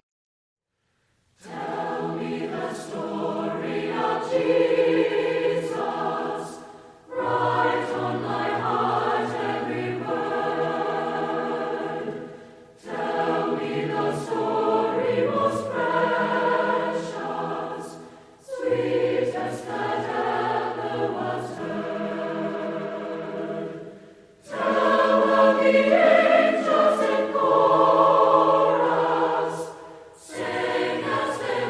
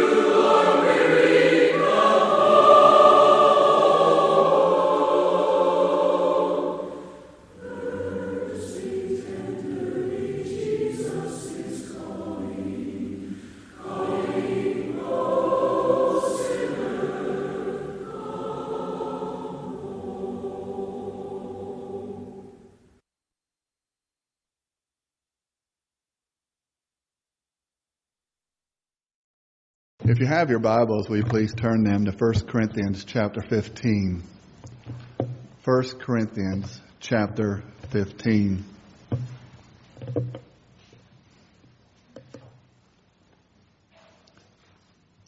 Starting in verse 42, we can see the body is sown in corruption. In verse 43, it is sown in dishonor, and it is sown in weakness. In verse 44, it is sown a natural body.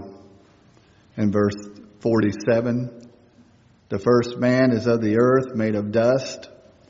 And in verse 49, we have borne the image of the man of dust.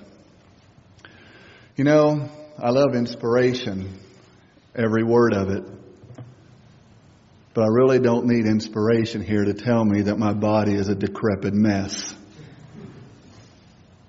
I'm falling apart. We're all falling apart. Now we try to fight it. I try to fight it. I try to eat right.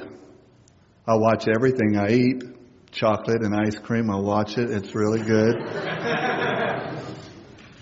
I exercise. I run. I ride bikes. I just ran the other night and my left knee, I don't know what's happened to it, but I'm standing.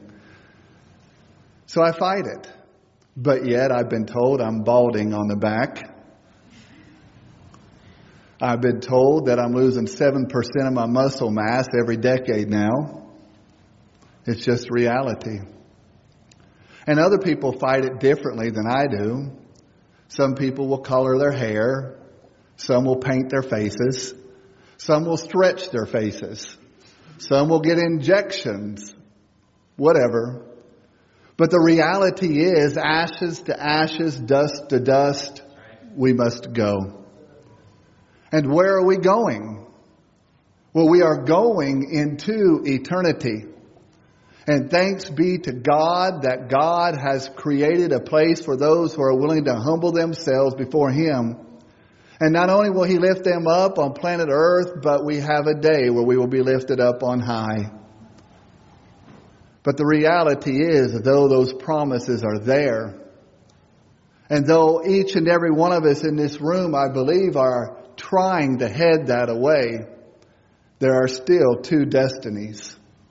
One known as hell. And if we end up in hell, well, it's going to be no one's fault but our own. And if we end up in heaven, then praise be to God for the love, pity, and grace of God. Tonight I have been given this topic, victory.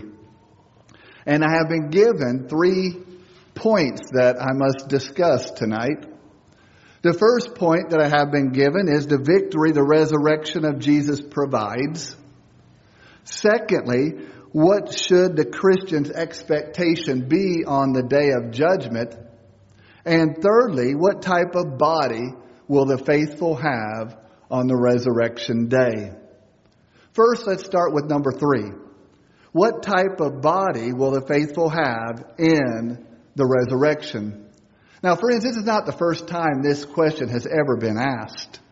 I know Paul is referencing 1 Corinthians 15 and verse 35, or he's referencing the question that he had heard before. But the reality is, from the very first time humanity had heard that there was a resurrection, they started asking questions. And Paul was asking questions, or he was answering questions that he was hearing from the Corinthians 2,000 years ago. And in chapter 15 and verse 35 of 1 Corinthians, he said, "And with what manner of body do they come?" So it's just simply natural for us to want to understand what's going to happen tomorrow. Now, as far as Corinth was concerned, they had a Greek mentality of the afterlife. And as far as Greek culture was concerned, they believed in a sort of dualism. And they believed that there was a spiritual realm and that the spirit was good. But they also believed that the flesh was corruptible. And it made absolutely no sense to them how a natural body, which is corruptible, could be risen from the grave, a natural body, without decaying again. It made no sense to them about what would happen during the appearing of Jesus when we were in the ground decaying. What would come forth from the ground? They were asking based off of their culture. Would we be unrestored corpses? Would we be zombies as we're called today? What would we be? Well, starting in verse 36 to 44 of 1 Corinthians chapter 15, Greek culture doesn't say, but the Bible says, "You foolish one, that which you yourself sow is not made alive unless it dies. That which you sow, you don't sow the body that will be, but a bare grain, maybe of wheat or some other kind. But God gives it a body, even as it pleased Him, and to each seed a body of its own." Verse 39, "All flesh is not the same flesh, but there is one flesh of men, another flesh of animals, another of fish, another of birds.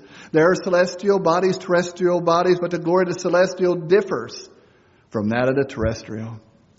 There is one glory of the sun, another glory of the moon, another glory of the stars. For one star differs from another star in glory. So also is the resurrection of the dead. The body is sown perishable. It is raised imperishable. It is sown in dishonor. It is raised in glory. It is sown in weakness, and it is raised in power. It is sown a natural body. It is raised a spiritual body. There is a natural body, and there is also a spiritual body." Notice how Paul starts answering that question of verse 35 with what type of body? He calls them fools. Now in the Greek here, this is not referencing stupidity, but this is referencing a willful ignorance. These were individuals that were not willing to consider the entire picture that had been given unto them. So to keep us from being willfully ignorant this evening, let's turn our Bibles to Philippians chapter 3, and we'll come back to 1 Corinthians 15. But as we turn to Philippians 3, I want us to first consider the resurrected body of Jesus. Philippians 3 and in verse 21, Paul wrote pertaining to our bodies that they will be changed and fashioned like unto His glorious body. Now notice some things about this verse. First, we could see that we're clearly going to be raised. Secondly, we could see pertaining to our resurrected body that it's going to be like His. And thirdly, Paul makes it clear that whatever body is raised from the grave one day, it is going to be glorious. We can also turn our Bibles to John chapter 20. And in John chapter 20, we can see that Jesus was appearing to His apostles. Up from the grave He arose, Romans chapter 1 and verse 4, proving by the resurrection to be the Son of God with power. And Jesus appeared before His apostles, His friends, proving to them that He indeed was the Son of God, that He was risen from the grave. There was one who doubted, and Jesus later on appeared unto him, and Thomas said in chapter 20 and verse 28, "My Lord and my God." Notice a couple things from John chapter 20 really quick. We can note pertaining to the resurrected body of Jesus that number one, it was recognizable. Thomas knew who He was. But not only that, but Jesus carried with Him some memories, all of His memories, back after the resurrection. He didn't have to be reintroduced to Thomas, they to Him, or anything. He knew who they were. And the reality is, as we look at Jesus' body, we can clearly see that Jesus was given a glorious body upon His resurrection. And with His resurrected body, we could see that He walked and talked as He was on the road to Emmaus in Luke chapter 24. He just appeared somehow in John chapter 20 and verses 19 through 20, appearing through enclosures, walls, and ceilings, whatever the case. He ate, as we see in Luke chapter 24 and in verse 43. He even with that body ascended into the heavens, Acts chapter 1. And Stephen witnessed it in Acts chapter 7 as he was being killed. He looked into the heavens, and who did he see? So what does this mean? Does this mean when we enter into eternity today that we're going to enter with a body that will be able to eat? That will be able to appear and disappear whenever it wanted to? A body that will be able to walk? Well, who knows for sure? The reality is, do we really need food in a spiritual realm? Are there really walls and doors in a spiritual realm today? And remember, we are talking about Jesus' resurrected body here. And Jesus, with his physical body on planet Earth, was able to do things with his body that we can't do. So what makes us think that's going to be different in the spiritual realm? In John chapter 7, Jesus was being pushed up to a cliff somewhere because people from his village were tired of him. They wanted to throw him off the cliff. And notice what Jesus did in John chapter 7 and verse 30. He proved to us that he was the greatest running back that had ever lived. He passed through those people and no one even laid a hand on him. So if he's able to do those things with his physical body that we can't do, well, what would make us think that anything would be different pertaining to the spiritual body as well? There's probably a good chance there are many things he's going to be able to do with that we'll never be able to do with ours. So what do we get from all this? Well, what we get pertaining to the resurrected body of Jesus in comparison to ours is we will get a new resurrected body, number one. Secondly, it will be fit for eternity. Thirdly, it will be identifiable. And fourth, we're going to have memories. Well, the Corinthians knew these things. We know these things. But we want more, do we not? So Paul started to answer those questions. You want more? 1 Corinthians chapter 15. That's why he wrote these things. What kind of body will we have? Chapter 15 and verse 35. Now Paul talks about 7 things pertaining to that body. And the first 3 things that Paul mentions pertaining to the body relate specifically to the sovereignty of God. And the last 4 things then are particular traits pertaining to our resurrected body. But starting in verse 36, Paul reminds them about the sovereignty of God, meaning if God can do this and this, then God can clearly do that. And in verse 36, he mentions that God designed seeds. But yet for seeds to live, they have to die. And for us to live, we must die. Secondly, we can see in verses 37 and 38 that Paul mentioned that God had designed seeds to have one body, but yet when they germinated and sprung forth from the ground, they would bear another body. And in the same manner for each and every one of us today, for us to have that new body, well, this one must die. There must be some germination somehow. God will work that out. And we'll have a new. And then thirdly, in verses 38 through 41, Paul reminds us that God created various types of bodies. There are living bodies and non-living bodies. There are cold-blooded and warm-blooded. There's of the earth and there's of the heavens. There's water-based bodies, bodies made for the waters, and land bodies, and there are small bodies and there are large bodies. And the reality is God was able to design each and every one of these bodies that he designed to work perfectly and precisely in the realm that he put them in. And if he was able to do that for the millions and millions of things upon planet Earth, do you really think it's going to be a problem one day for him to snap his fingers? I don't think God does that, but it's an anthropomorphism, right? That's a big word. Snap those fingers. All he has to do is just speak it, and in a twinkling of an eye, we will have it. The second part of the argument that Paul uses is he provides 4 more details about the resurrected body. And he says, starting in chapter 15 and in verse 42, that they will be imperishable, meaning no more aging, no more strains, No more backaches and headaches and soreness. None. These bodies will be eternally perfect. He also said in verse 43 that they will be raised in glory, meaning they will not have the stain of sin in them any longer. They will be powerful. They will be fit to reign. 2 Timothy chapter 2 and verse 12, as we see in chapter 15 and verse 43. And then last, our bodies will be spiritual. Chapter 15 and verse 44, perfectly fit for a spiritual realm. The Bible tells us a lot about our resurrected bodies, but then again, the Bible doesn't tell us much at all. We look at what is mentioned here and written here, and we realize that God really didn't give a perfect description of what our bodies will be like. There's no diagrams, there are no x-rays or scans of any sort that we can dissect. We have His promises. And the reality is today we know for certain that God is able.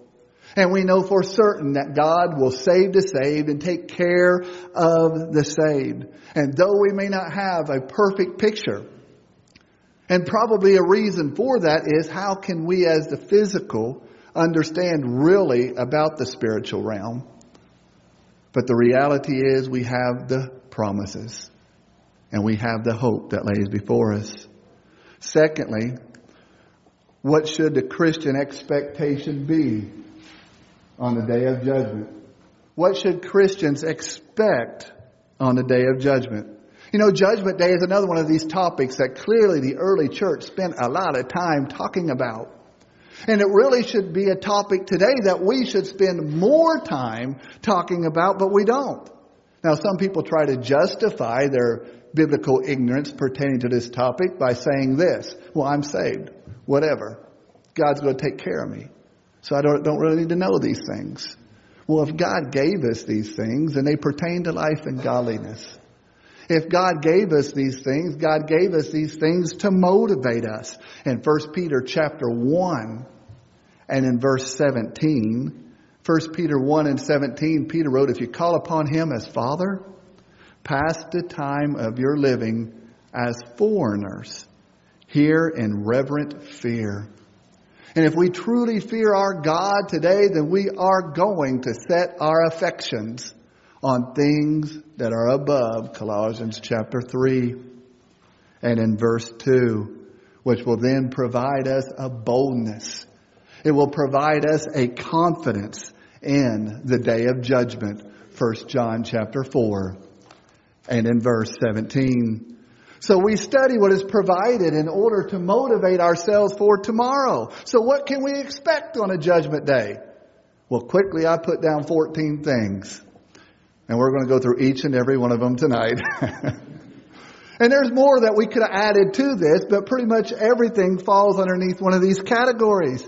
We can expect the trump to sound, 1 Corinthians 15 and 52.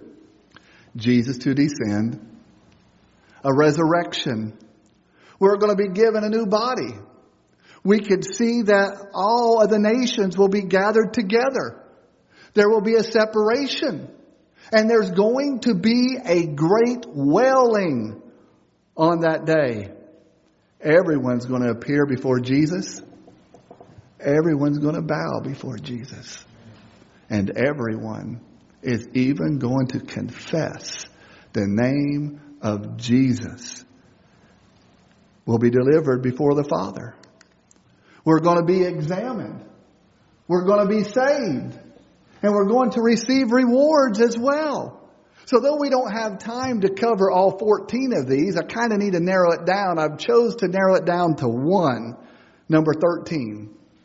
What can we expect as God's children on Judgment Day?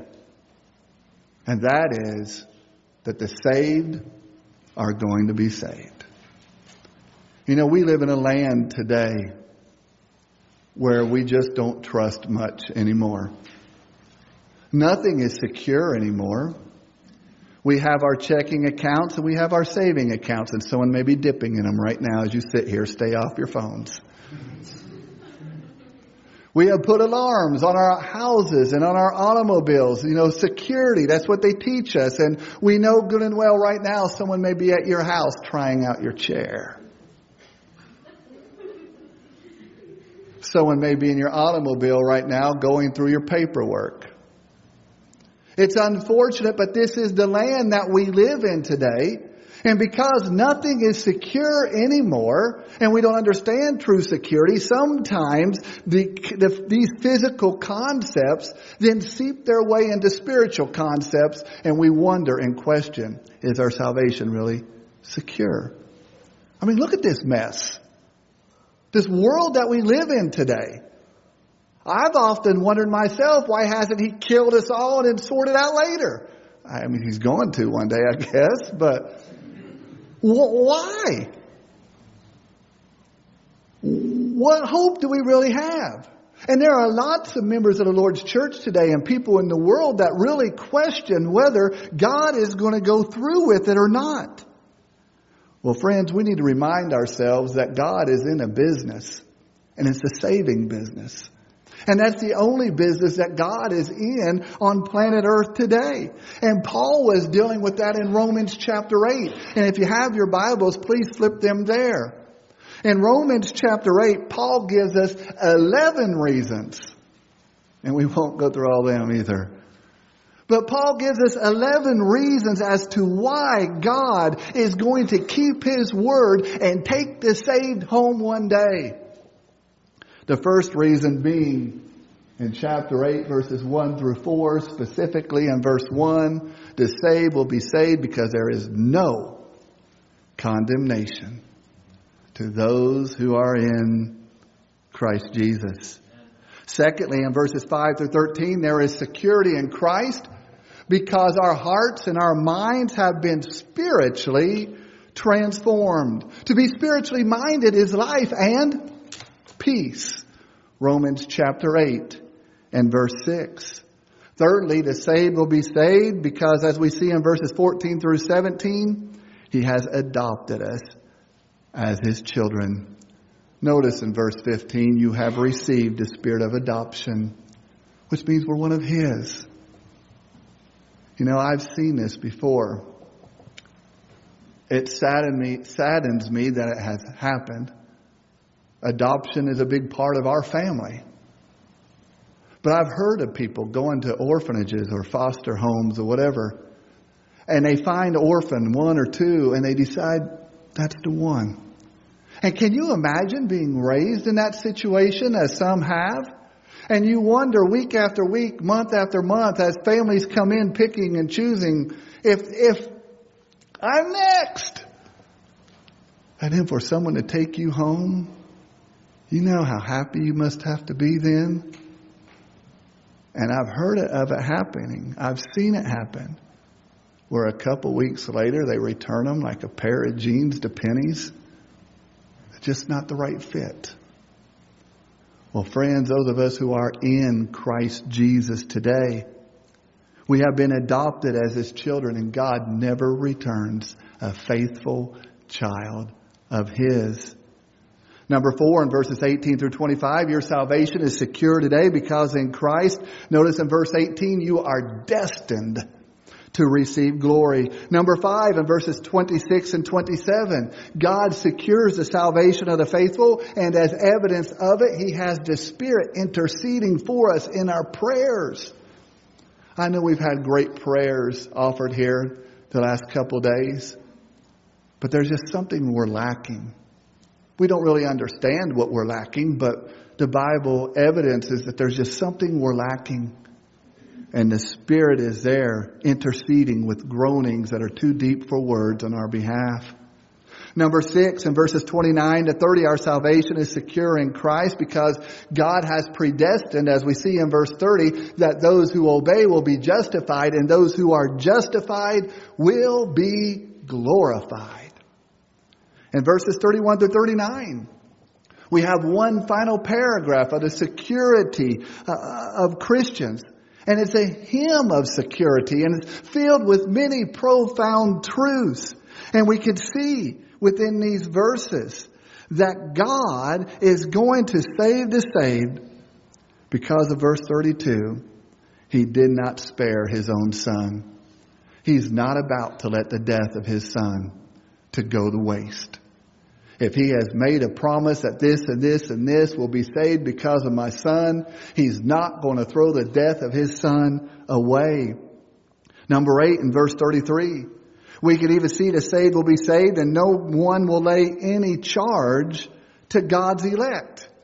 What that means is this.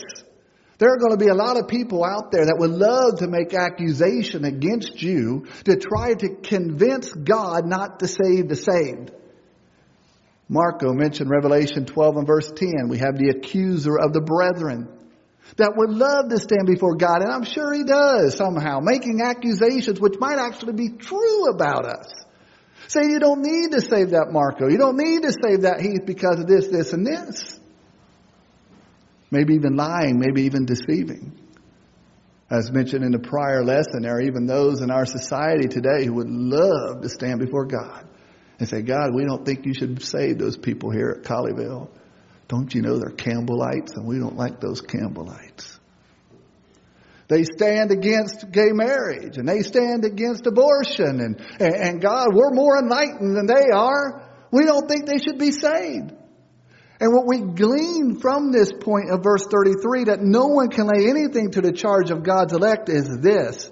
There is no one that can convince God not to save those who are in Christ Jesus. There's no one that can trick Him or deceive Him. He's too big for that, too wise for that, too strong for that. God is going to save the saved. Number 9, we can see we are Teflon Christians. And God will save us if we continue to walk in Him, because notice in verse 34, Christ Jesus is the one who died for you. He also, number 10, was raised for you. And number 11, verse 34, He is interceding for you, which He lives to do, Hebrews chapter 7 and verse 25. What do you live for? Some live to fish. Some live to bowl for their children or grandchildren. Jesus is alive and He's living today for the purpose of interceding for us. Meaning He's got your back. And is there anything greater than Jesus having your back? I started my college life at Ohio Valley College in Parkersburg, West Virginia. I showed up first. And I took the top bunk. I thought, I'm big enough, I can do that. My roommate shows up. 6'9", 320 pounds, and he says, I'm taking the top bunk. It was, yes, sir. Do you know what it's like sleeping underneath a 6'9", 320 pound dude, a West Virginian mountaineer? He had my back, and I was a punk, and I needed someone to have my back. Always in trouble. And it's nice when you have someone 6'9", 320 that's got your back. I appreciate what Blaine did. I'm still alive because of him. But you know what? There's even one greater than him. And he has told me that if I confess my name before men, he's going to stand before the Father one day. And guess what? He's going to say, you know that character sitting right there? Father, he's been preaching the word. He's been rightly dividing it. He's been helping widows and helping orphans. He's been letting his light shine. And he's telling the Father right there, complete in him what you have started. Bring him home. God is going to save the saved. And we can rejoice in that tonight. The last point I have been given is to discuss the victories that the resurrection of Jesus provides. And again, there's a gazillion of them. But I've narrowed it down to 3. The reality is we need victory today. We want it and we desire it. When Adam and Eve sinned in Genesis chapter 3, they opened up a can of worms, so many worms we cannot even enumerate them. But as we lump all the worms underneath 3 categories, They brought forth the worms of sin and death. Satan brought himself along with them into our lives. And then there was the law of Moses that needed to be dealt with as well. Now, these victories that we are discussing tonight, that others have discussed, we need to be reminded that these victories that we have in Christ, always remember that, in Christ, are real consequential victories. They're not inconsequential victories. We're warped in America today. We will take crowbars and hack people's knees. It's happened. We will cheat, we will deceive, we will take illegal drugs, whatever, to try to gain some type of advantage to gain a victory that in the end is inconsequential. Cowboys are playing the Giants Monday night. It really doesn't matter. It just doesn't. It doesn't matter who won the games today. Though it is fun to whip your 6-year-old in Candyland, man, it doesn't really matter. There's only one victory in Christ that matters today. And that is the victory that is provided through Jesus.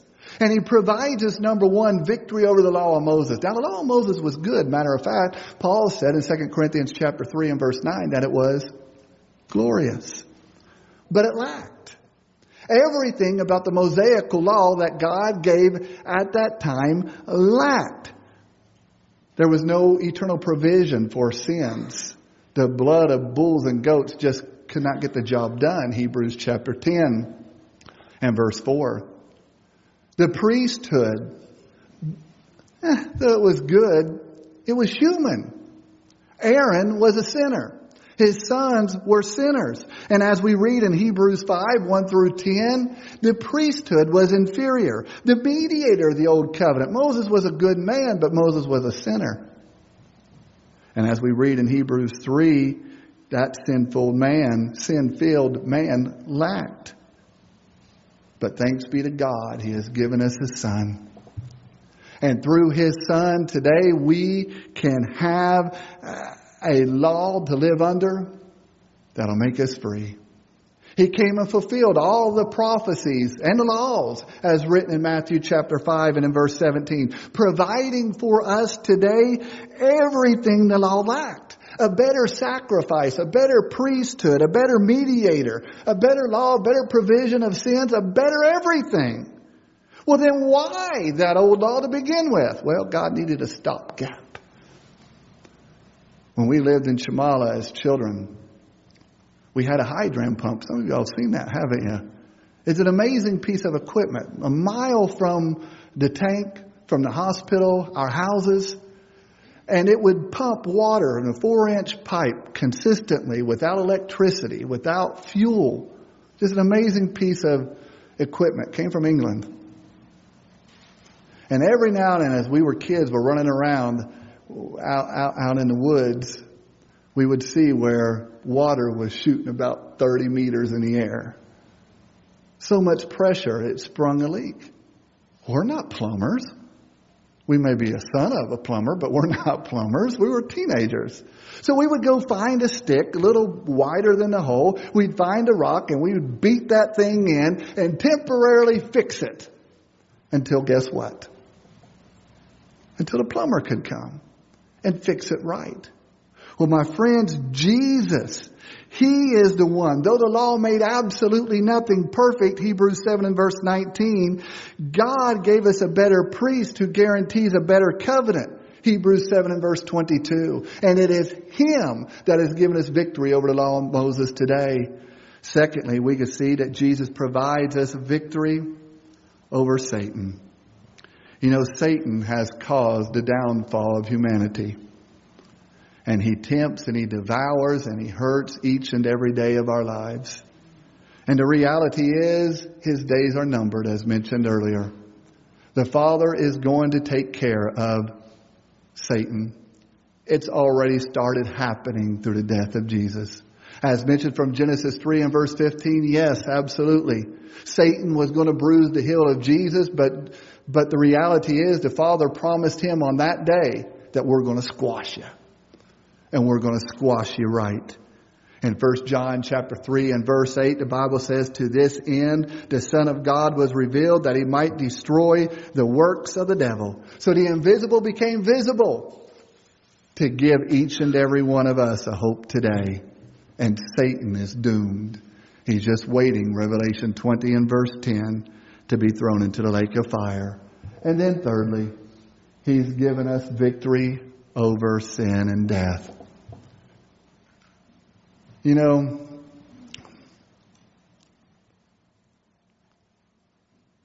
there are a lot of problems on planet Earth. Some we've been able to solve. We've been able to solve polio in America. My grandfather was probably one of the last Americans ever had polio.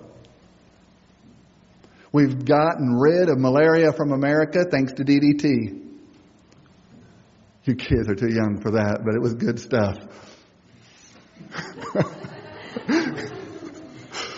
We've solved a communication problem. Several years ago, I was climbing Kilimanjaro and I called my brothers just to rub it in. And in a boo-boo, guess where I'm at? We've solved a lot of problems today, but the sin and death problems, there's nothing we can do.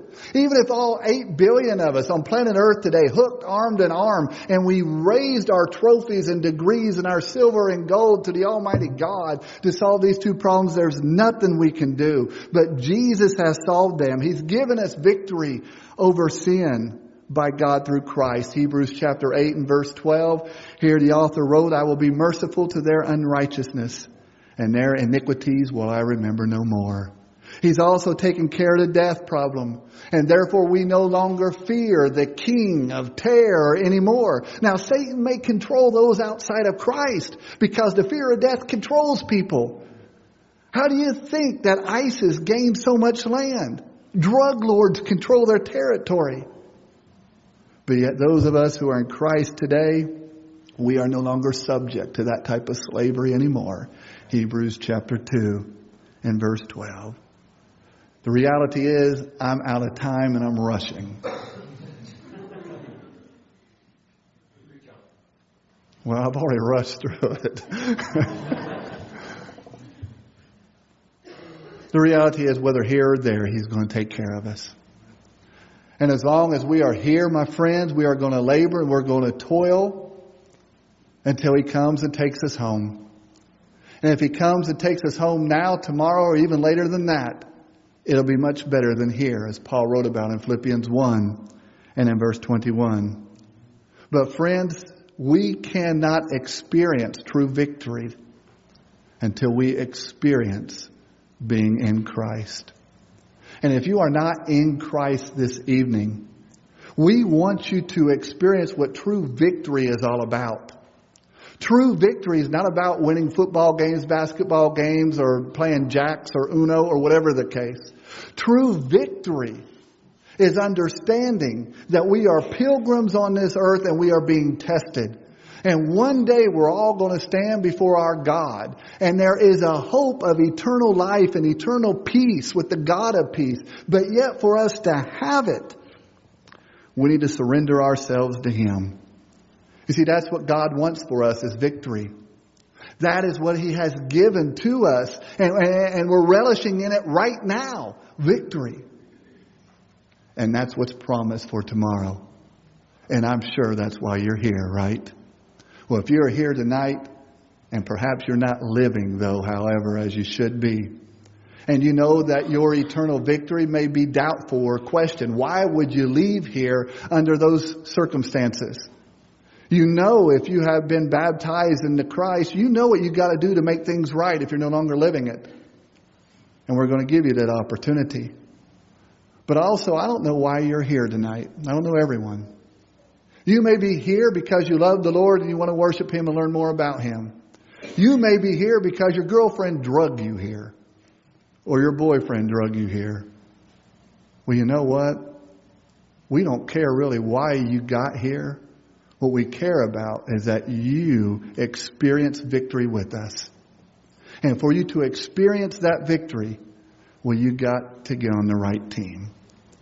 And in order to get on that right team, well, Jesus just asks you to let your faith work.